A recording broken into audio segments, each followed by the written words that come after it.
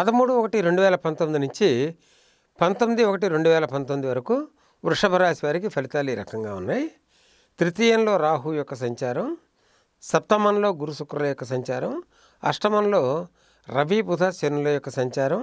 ఈ వారం రవి మకరంలోకి మారుతున్నాడు, అంటే భాగ్య సంచారం జరుగుతోంది. రవి కేతువుల యొక్క సంగమం జరుగుతుంది. లాభంలో కుజుని యొక్క సంచారం.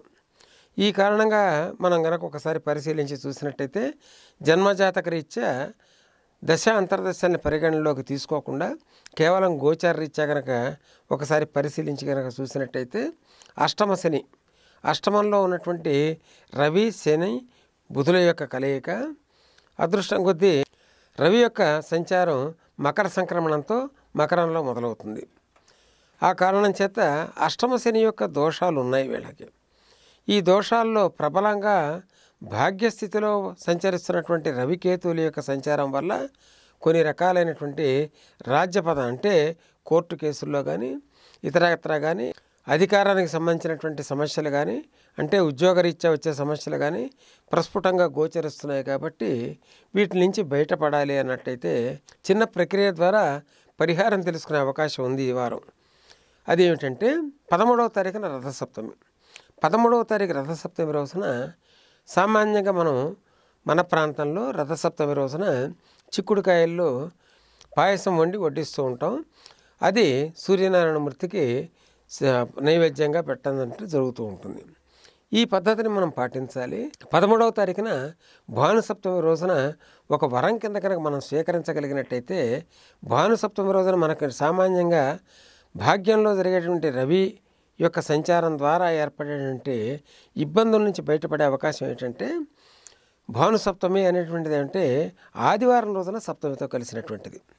ఈ ఆదివారం రోజున సప్తమితో కలిసినటువంటి అవకాశం వచ్చింది కాబట్టి ఈ వారం దీన్ని సద్వినియోగం చేసుకోవాలి. ఇది సద్వినియోగం చేసుకోవాలంటే మార్గం ఏమిటంటే భానుసప్తమి రోజున పరమాన్నం వండాలి.